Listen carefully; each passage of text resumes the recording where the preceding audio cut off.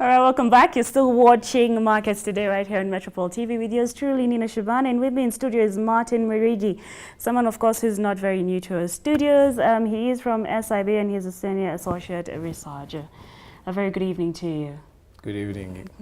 All right. Now, I'd like us to start off by taking a look at how the week ended. That's last week, of course, and just to bring you up to speed, the weekly summary tables, we have the top 5 movers, and I'll go very fast. We have Safaricom, Equity Bank, KCB, BAT Kenya, and EABL, without giving specific numbers at the moment. The top 5 gainers, Kenya Reinsurance, Uchumi, Mumia's Sugar Company, Olympia Capital, and Samia Africa. And for the top 5 losers, I&M Holdings, Scan Group Limited, Kenya Airways, EGODS, and the National Bank of Kenya. Martin, all indices to start off, all indices last week were at a serious decline. What are we to read from that? Last week was bad for stocks. Let's start with that. The market was down 5.3%, mostly due to bank stocks and also, of course, Telcom, that is Safaricom. The bank stocks, we noticed quite some selling by foreign investors on what we attribute to their focus on lower earnings for bank stocks. If you remember, the last time I was here, I said that we are bearish on banking stocks. Reason being that last year, their earnings were, there was a new accounting standards that came on board. So what happened was that last year, banks took what you call a hit on day one, what you call day one IFRS 9 adjustment through their shareholder equity. They didn't pass it through the income statement without too much gibberish. Basically, this year is gonna, they're forecasting lower earnings for banks. We've already seen one bank that has already released, Equity Bank, single digits growth in their numbers. So, and it's one of the top losers last week. So basically, investors are pricing in, saying that this year is not going to be as rosy for banks. That's our view. Same case, basically across the banking stocks. For Telcom, Safaricom, we noticed actually the pressures on locals. Locals actually were selling, and foreigners took advantage of that to lock in higher dividend yields, because as at Friday's close, we're talking about dividend yields of north of 7%, which is good. So basically, those are the two major events that moved the market. The market, and so a decline in all indices. In all the indices. And is this the reason why there were more inflows recorded? Yes, the inflows were tilted mostly to Safaricom and BAT. BAT is one block trade, so we can't read much into it. And EABL. EABL had some inflows. Bank stocks recorded quite some outflows. It's just towards the tail end of the week, we noticed a bit of inflow through Equity Bank, probably due to the low prices that investors getting it at a lower price vis-a-vis beginning of the year. Yes. Okay. Still looking at the different declines, the movers also registered a decline. So what moves do you think, or what do you read from this? Investors, I think investors, first of all, there's a general bearish sentiment in the market. You'll notice that your big movers in the market is your Safaricom and your bank stocks, and EABL. We're already seeing EABL investors are concerned about the drought, what focuses drought in the course of the year. What that will have an impact on if that will have an impact on their value segment of the market. So what can we read much? A bearish sentiment. They're not seeing any light of hope coming through. Mostly from locals. Foreigners are actually getting into the market, which is kind of a good thing. But remember, actually last week, there was global indices actually took a hit beginning of the week because of the trade tensions. We saw a bit of a ripple effect there in the market as well. All right, Martin, I want us to focus on just a bit on the I&M. Yes. And the Kenya Re. Now, I&M today, we're going to go through the gainers and losers of today again. And I&M stands at gainer and gaining by 3.33%. Now, I&M last week was the top loser, and Kenya Re settled as the top gainer. as per the results of the whole of last week. What would you attribute this different results to? We'll start off with I&M, of course. I&M, yes. Yeah. Both actually had corporate actions. All corporate right. actions, the corporate action being bonus issues. Mm-hmm. So one announced a bonus issue, that is Kirimi, at the beginning of the week, at 3-1. Basically, that will have quite a big impact in terms of multiplying the number of stock. If you have one share, all of a sudden you have 3 shares. The same thing happens with I&M. I&M actually had a 1-1 bonus issue, but that one they already declared that earlier, so the closure date had already come into force. So all of a sudden now you have more stocks in the market.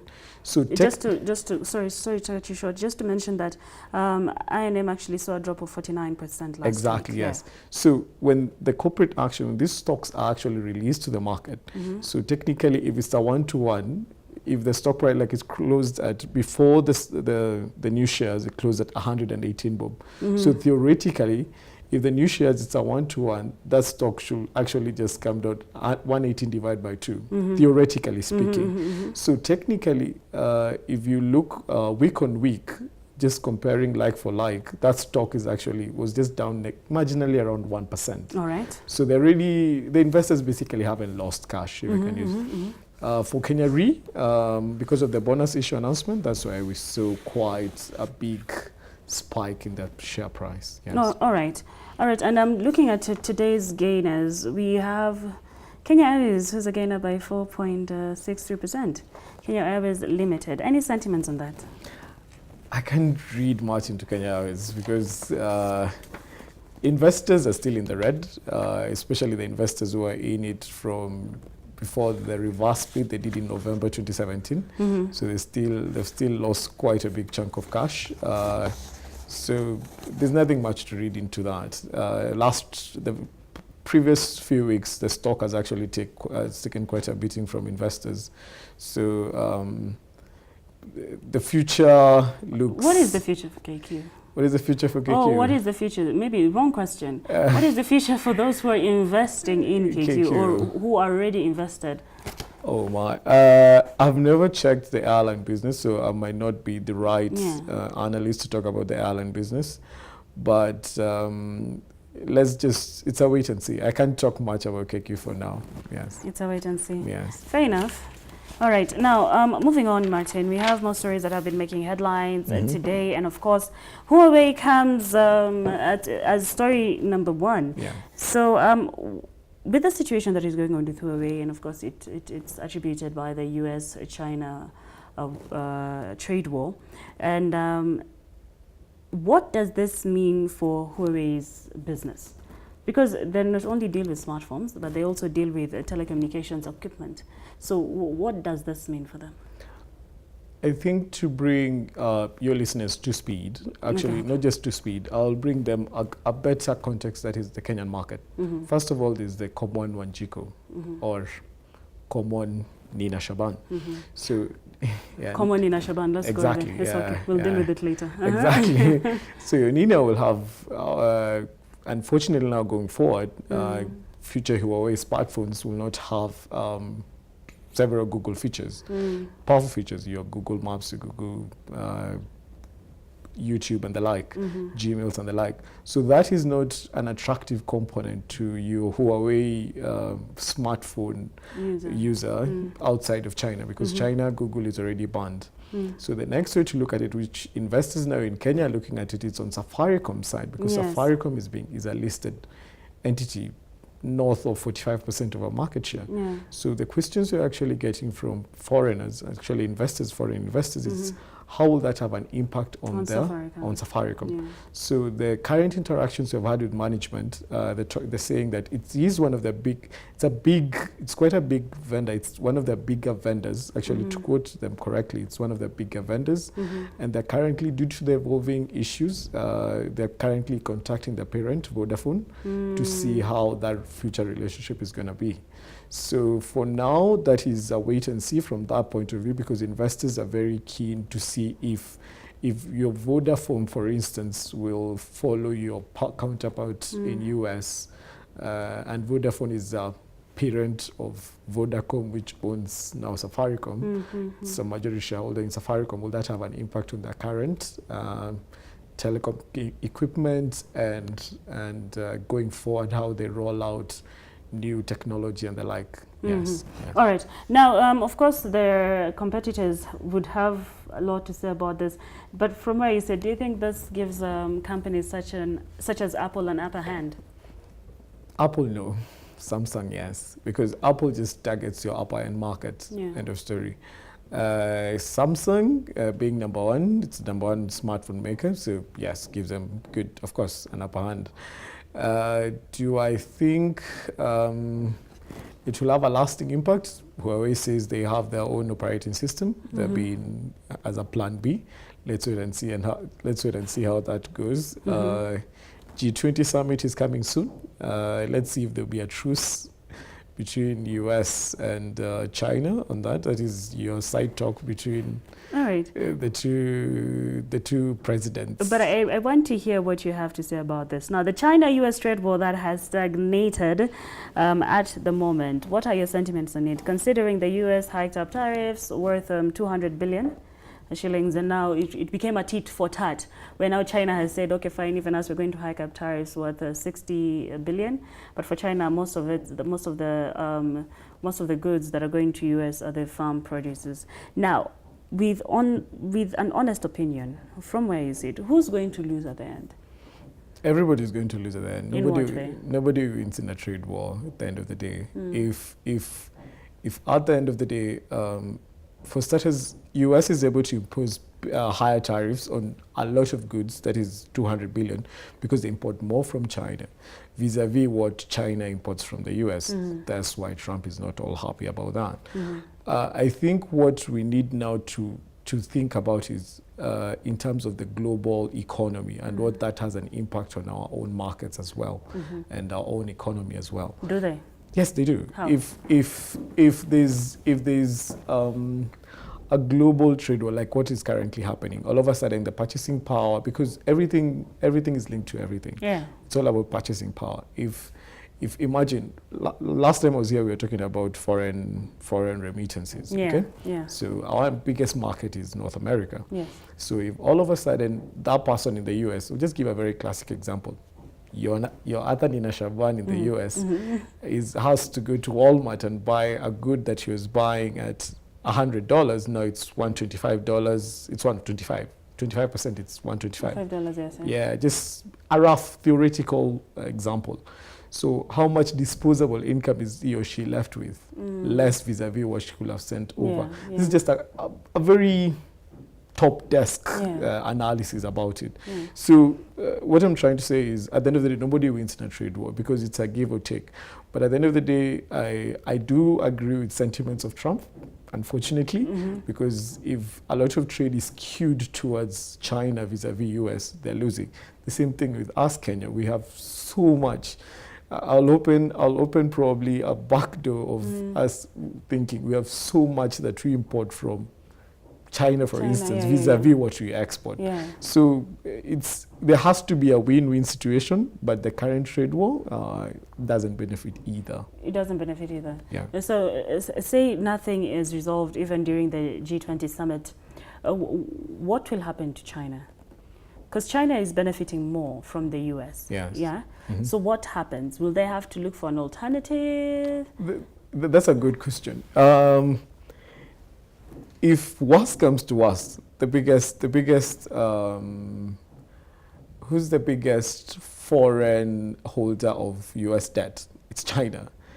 Okay? If this is the worst comes to worst, if you're looking about World War III, if I can use World War III as an example, if China has the largest debt, foreign debt of the US, so if all of a sudden I'm China, I'm sitting on this $1 trillion of debt. If I dump that debt, the debt goes down. All of a sudden, you have a ripple effect. Let's just say it's there's still light at the end of the tunnel. I still believe, because at the end of the day, it affects the US market. Last week, what happened with the markets in the US still affected them. Actually, global markets, yes. Okay, now moving away from the US-China trade war, moving away from Huawei, I want us to come back to Kenya, where the Kenya Bureau of Standards has disclosed plans to begin inspecting factories across the country in an effort to ensure the standards of production are adhered. Hand in hand with that, they're going to have a ban on imports of used car parts. Now, can we kindly just very quickly unpack this matter and give us your general view on the different shareholders that might be affected when this ban comes to effect? From the press release, it's talking about banning used car parts, Yeah. which I'll take a slightly unpopular opinion. Let me use the word populist opinion. Because the people who are being affected is your second-hand car dealers, Yeah. the people in Kirinyaga Road and other second-hand car dealers. My view, I'm sort of siding with the government here on this. Why? Why? Because at the end of the day, government's role, government's motive here, the policy motive is to try to increase the manufacturing sector's output. Their goal is very simple, 15% contribution to GDP by 2020. Is it possible? I think it's a long stretch, because actually over the last few years, the contribution has actually been coming down from 10%, last year was just 9%, okay? So to me, I don't think we'll reach the 15%, to take a stretch. These policies, I think, take us there. Probably the way to get there is what now we need to find out. Do we have the capacity to create such kind of goods here in Kenya? And are they the affordability angle about it? Are we providing better tax incentives? Is the energy cost low? How about the labor cost? Do we have the required technical capability to produce? If it's a brake pad, they're saying they're banning the brake pads being imported. That is your used brake pads. They want them to be manufactured here locally. Do you have the expertise and the capacity to get that here? So the policy, I don't have the problem with the policy. Probably the implementation probably is what probably will take time. And then secondly, look at it this way. They also want to make sure that whatever is imported, it's new and high-end. Probably the standard needs to come about whereby if from what manufacturers are saying is that, oh, some come from China and they're low quality and all that, probably now the question should be, what standard should we keep? Is the standard really, is it your high standard quality? Because if the quality is good, I think that's okay. You've just mentioned that you've given a series of obstacles that would actually restrict us as a country from enjoying such bans. So my question to you now is, since we have so many obstacles these are challenges that need to be worked on, don't you think bringing in this ban at this particular time is ill-timed? Not necessarily. You have to start from somewhere. That's my view. Here's the thing. This is purely my view. My view is very... Thousands of people are going to lose their jobs. That's a good question. Unfortunately, you have to make tough choices. I'll give you an example. GM just said that they will General Motors, when they went ahead and said they're going to lay off thousands of people, because why? Going forward, because why? They're focusing more electric, because that's where the future is going. So in as much as we do agree that I do see the angle of job losses, the question should be now, how do you transfer those jobs into capacity, into skilled labor for them now to offer better services, better technical capacity to give out that better finished product. We'll have to discuss that again. I'm not satisfied, Martin. I'm a capitalist. Listen, I'm sorry. I'm not satisfied. It's only because we've run out of time, and thank you so much for gracing us with your presence this evening. We will be getting back to that, or probably going to continue this conversation even after the show. So I'd like to wish you a very lovely Monday evening, but don't go anywhere. As I always say, Metropole TV has the best programming for you when it comes to matters business. And I'll be back at exactly 7 p.m. to bring you our Metropole TV news. My name is Nina Siobhan. I'll see you in an hour, or a bit more than an hour.